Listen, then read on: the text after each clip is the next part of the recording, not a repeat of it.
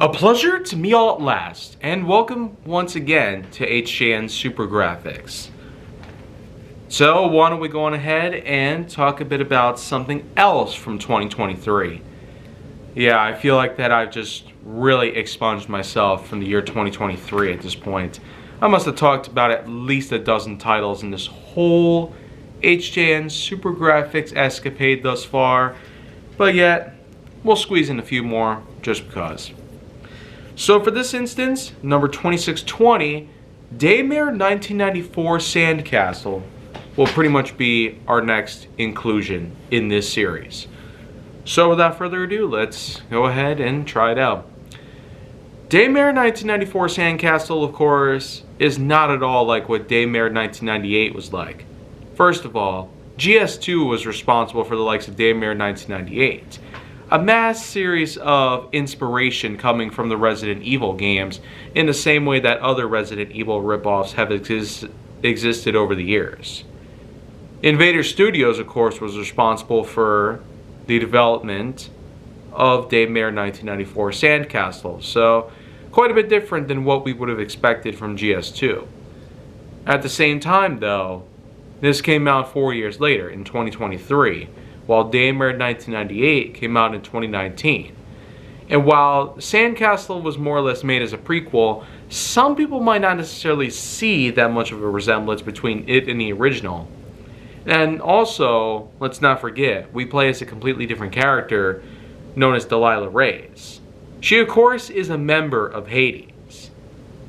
Yeah, the very same Hades in which that you might remember from when we played in Daymare 1998.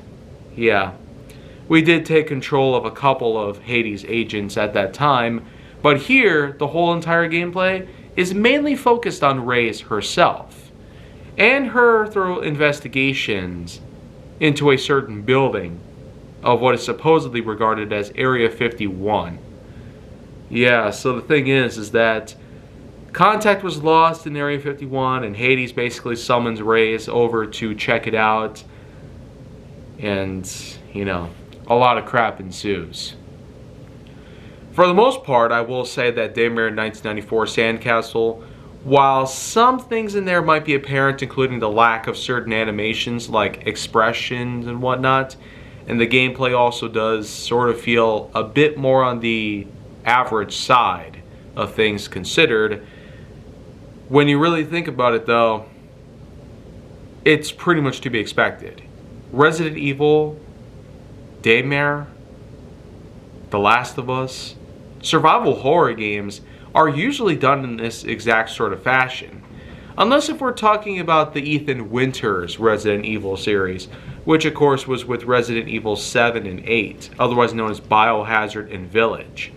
While I have talked about those titles before, I will at least admit, first-person related survival horror games weren't exactly as common, but they still do tend to happen from time to time. In the case of survival horror as we currently know about it though, it seems that Daymare 1994 Sandcastle does blend in sort of with the crowd, and that it's not exactly something that we want to have. Not to mention, we do have some other things to note as well. We have the exploration, we have the map screens, we have the weapons in particular. We have the storylines that unfold. Turns out that when you go further underground, then end back up to the surface and trying to get in contact with your helicopter, and all other things that unfold, including Rey's own betrayal of the rest of Hades. Just think, she's basically out there to look for what is truly happening rather than following orders. But you know what though? The game itself actually does stand out for the crowd for one particular thing. The cryo gun. Yeah. Literally, it's a boomstick that fires ice at your enemies. Who would have thought that they actually would have utilized the idea of freeze ray technology in a game like this? So, I will certainly point out here that while the storyline itself is pretty interesting, the gameplay itself works as one would normally expect from something like this. And while the characters are a bit compelling in their own way, Reyes herself does have a lot of conflicting thoughts, and her emotional stature is more about getting the work done, no matter what it takes, to stop this nonsense from occurring. I can't quite say that this is meant to be that good of a prequel in comparison to the original, and all that is known at this point regarding what we know then from what we know now, it's a bit hard to put together a decent timeline that would probably be worthy enough to even make our time worthwhile. But one more thing should probably be made clear though. There's supposedly another Daymare title in the works. Yeah, basically not long after the game's release, Sandcastle, critic reception as well as financial reception had come and gone, but by the end of summer of 2023, they did start talking a bit about the development of a third game. A third game which might either be a sequel to the prequel or even a sequel to the original. We don't exactly quite know much about how the game itself is going to be or what it's going to be, but I am hoping that whatever they do here, they could make this a lot better. Because while the first game was critically acclaimed, and the prequel, while it unfortunately did not do as well because of a lack of different things that went down, Invader probably would not have been the best choice in terms of development. Considering GS2's handling of the first game, wouldn't it have made sense if they gone on ahead and utilized the second? That's just probably one good piece to keep in mind. But you know what though? Considering the puzzles, the shootout actions, the collecting, and the unique locations, many things out there worth looking for. You got lots to work with every which way. Through all the locations you visit and all of the unique sights to see, the cutscenes showcasing whom is behind all this mess. And while I will say that the challenge is also fair enough for what it is, Daymare 1994 Sandcastle probably is not exactly something that I would consider to be high up on my list regarding survival horror.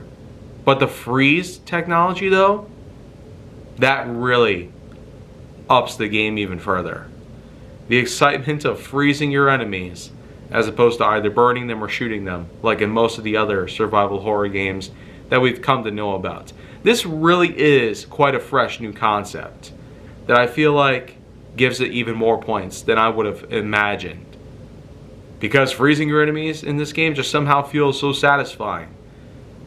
More so than I guess one would have thought.